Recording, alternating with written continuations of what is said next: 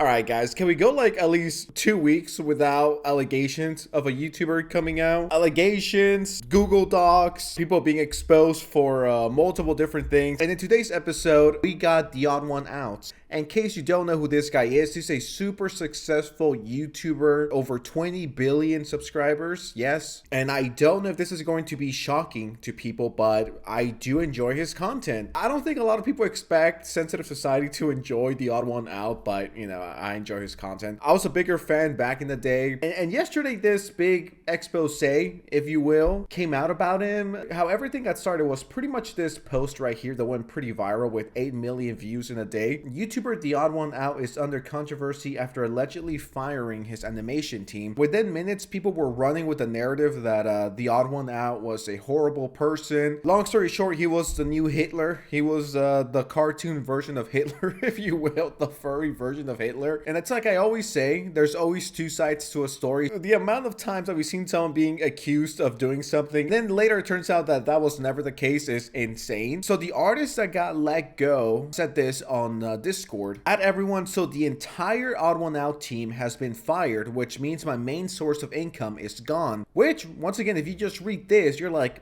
damn, that James, that Odd One Out, he's kind of a douchebag. We should crucify him without even hearing him out. As you guys know, it's about to be tax season and we're about to move, so I'll be doing commissions full time. I'd like to ask a big favor from y'all to please boost my lovely co-workers' commissions to help support them as well. The thing is, if you just read this, you're like, the Odd One Out fired, I think it was 10, 20, 30 people who were working with him. So these are the people that used to work with the Odd One Out. I don't know why you would need so many people. As someone that prefers the old Odd One Out content, which was a lot more simple, yes, he did it all by himself, and yes, I'm sure that was super tiring and it was way too much at times. I don't have a problem with people getting help, but I don't know if it's just me, but I do prefer the OG Odd One Out. Even though the videos took a bit longer, I just prefer their style a lot more. I think the new one is a bit over the top, but that's just me. He's still relevant, he's still doing great, he's still getting the bag, so you know, it's clearly working. It's just my personal preference that I prefer the OG Odd One Out. This team is fucking massive. I don't even want to imagine how much it's costing him to run this. But going back to the Discord message of him essentially firing everyone without even a 5-minute notice,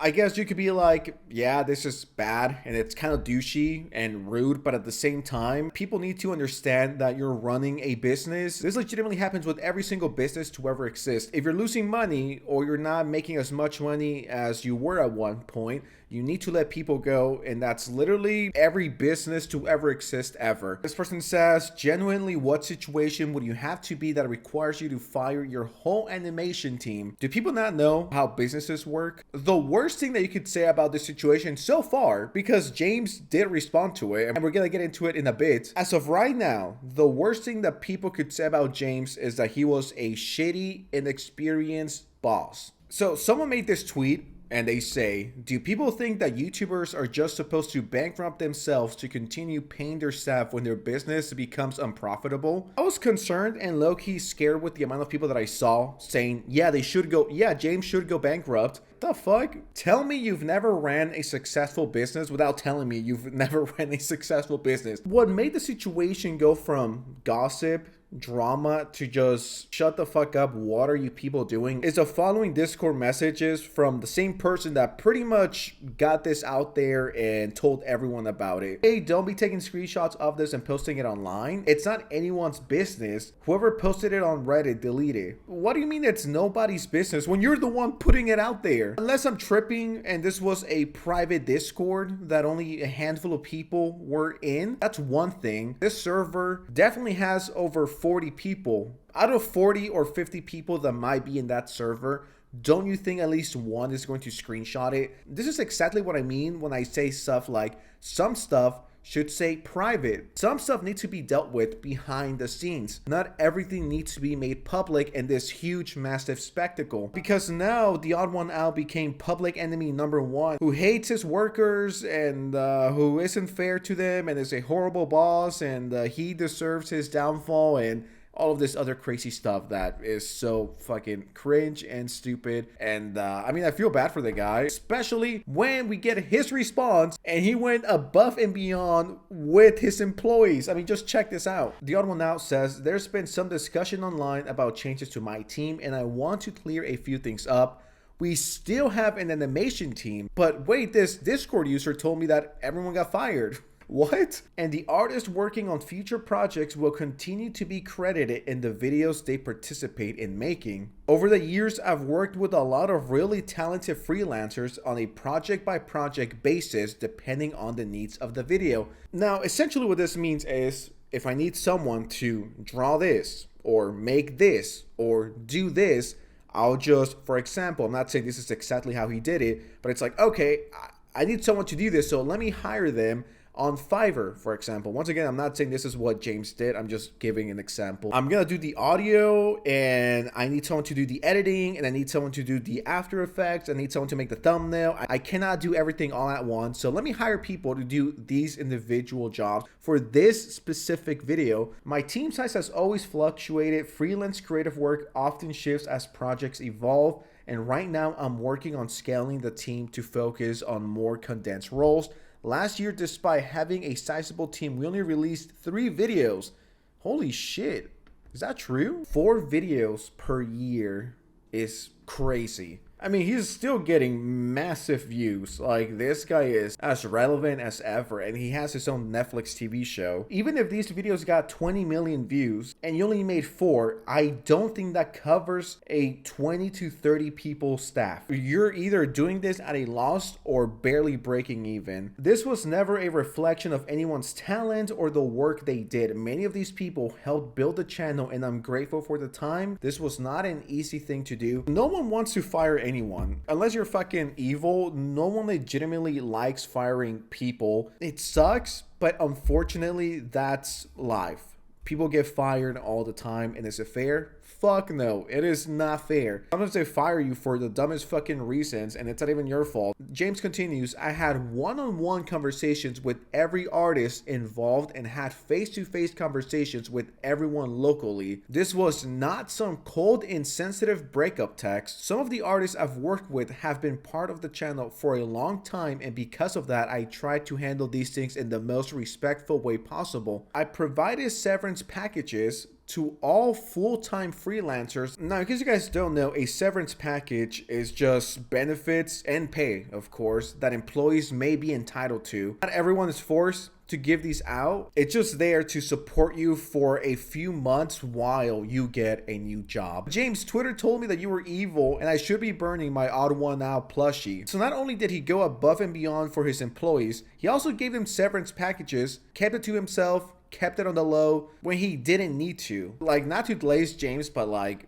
dude, most people wouldn't even do that. Most multi-billion and trillion-dollar companies wouldn't even give you that. And if they do, they would give you the fucking bare minimum. That wasn't something I planned on sharing publicly, but since the situation was already brought online, I feel it's important that all the details are understood. It's been frustrating seeing the situation described online in a way that makes this feel or look hostile when I tried my best to make sure my artists were taken care of. I mean, dude, this fucking sucks. I feel bad for him. The guy tried to play nice and everyone took advantage. He left his fridge open. Somebody just took his sandwich. If you know, you know. Shout out to Ye. He went above and beyond, talked to these people face to face, gave them severance packages, and then they decided, nah, that's not enough. Let me make a fucking big deal out of this nothing burger situation.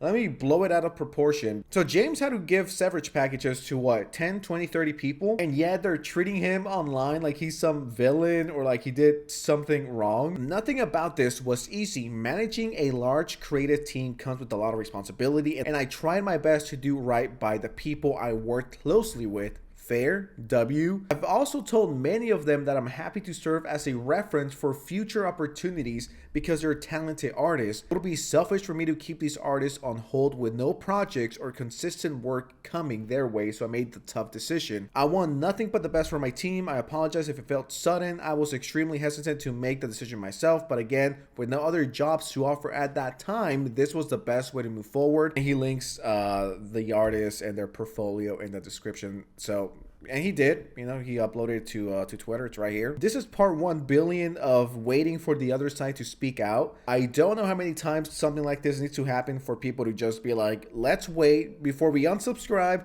before we attack James, before we fucking crucify him and call him the worst thing since Hitler. Before we do all of that, we should probably wait for the other person to respond. I don't know. I thought it would be fucking common sense by now not to believe everything you see on fucking internet, and especially Twitter. Fact is, you fire them with little warning, and they wouldn't be seeking donations and support if you had given proper... Did you see Did this person even read the fucking tweet? This has to be an NPC. This has to be a bot. The way people were talking about the odd one out just a few hours ago was like if he murdered children and then ate it. Live on stream in 4K, 120 frames per second. People really wanted to end his career for the most unserious situation. I don't think anyone is really in the wrong here besides Twitter deciding they wanted this guy dead. Being a YouTuber is so dicey, man. MFs decide you're evil because they don't like your YouTube videos, LMAO. People were tripping with the odd one out. He got so much hate, and he gets so much unwanted hate. Like, bro legitimately is the least controversial fucking YouTuber, and people hate him because they don't like his new videos. It's like, if you don't like his new content, unsubscribe. I don't know.